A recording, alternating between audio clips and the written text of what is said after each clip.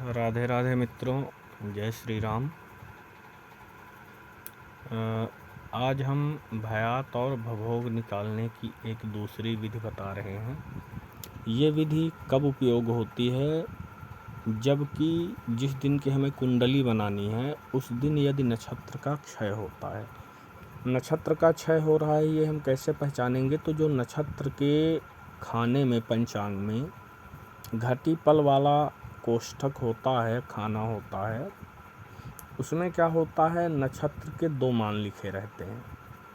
वैसे सामान्यतः एक ही मान लिखा रहता है घटीपल में, किंतु उसमें 2 मान लिखे रहेंगे। साथ ही एक नक्षत्र का नाम नहीं दिखाएगा।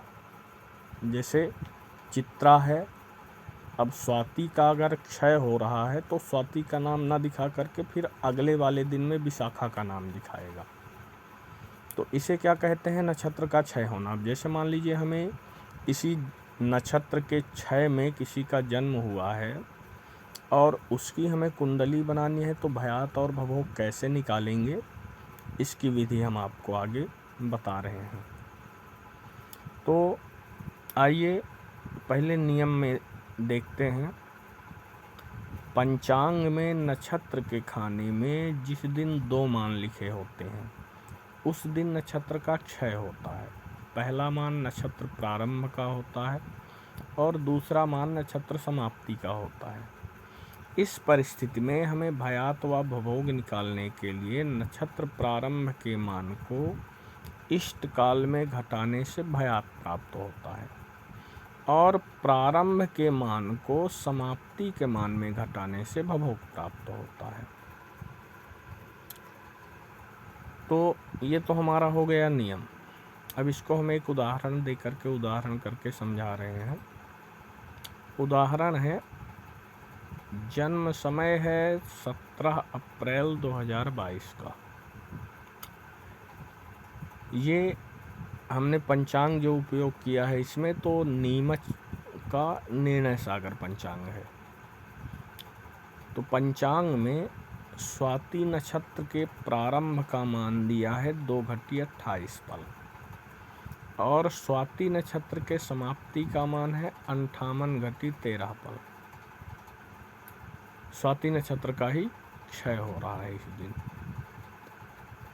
अब इस दिन मान लीजिए हमारा इष्ट काल क्या रहेगा, 12 घटी 20 पल का है। तो अब हमें भयात और भवोग कैसे निकालना है, इसके लिए हम देखते हैं। तो हमारा नियम कहता है कि इष्ट काल में नक्षत्र के प्रारंभ का मान घटा दें तो भयात होगा। तो ये 12 घटी 20 पल ये हमारा इष्ट काल हो गया। इसमें हमने कितना घटाया, 2 घटी 28 पल स्वाति के प्रारंभ का मान। तो घटाने से हमें कितना आया, 9 घटी 52 पल। घटाने का नियम वही है, 20 पल में से 28 पल जाएंगे नहीं। तो क्या करेंगे, हम 12 घटी में से 1 घटी ले लिए, तो ये कितने हो गए, 80 घटी। अब 80 घटी में हमने 28 घटी घटाया तो शेष 12 पल, यहाँ पे घटी नहीं पल है ना। 12 घटी में से हमने 1 घटी ले लिया तो ये 20 पल में जुड़ा तो 80 पल हो गए।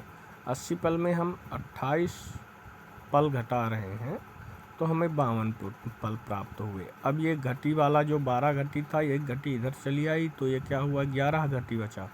11 घटी में हमने 2 घटी घटा दिया तो 9 घटी आया, अर्थात 9 घटी 52 पल ये आपको भयात प्राप्त हुआ। अब आगे देखते हैं भवोग कैसे निकालेंगे। तो पंचांग में समाप्ति का मान जो है 58 घटी 13 पल है और स्वाति नक्षत्र के प्रारंभ का मान वही 2 घटी 28 पल है। हमने उसी प्रकार से घटाया, 13 पल में 28 पल नहीं घटेंगे। तो हमने 58 घटी से 1 घटी इधर ले ली तो इधर 60 पल और जुड़ गए तो ये 73 पल हुए।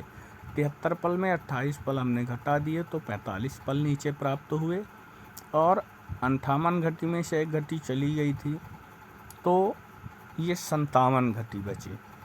57 में 2 घटी हमने घटाया तो 55 घटी 45 पल, ये हमारा क्या हुआ, भवभोग प्राप्त हो गया। तो इस प्रकार से आप लोगों ने देखा कि हमने भयात और भवभोग बनाने की 3 विधियां आपको बताई। पहली वाली विधि लगभग ज्योतिष गणित के लगभग हर पुस्तक में प्राप्त हो जाती है, लेकिन ये बाकी की जो 2 विधियां हैं ये शायद किसी पुस्तक में नहीं दी हैं, इसलिए ये हमने यहाँ पे आपको अलग से बता दिया है। क्योंकि कुंडली बनाते समय भाइयों अक्सर ऐसा होता है कि कभी न कभी हमें ऐसी कुंडली बनानी पड़ेगी कि हमें नक्षत्र 6 या वृद्धि के दिन का भयात भवभोग निकालना पड़ेगा। तो उसके लिए हमने आपको ये नियम बता दिए हैं भयात और भवभोग के लिए।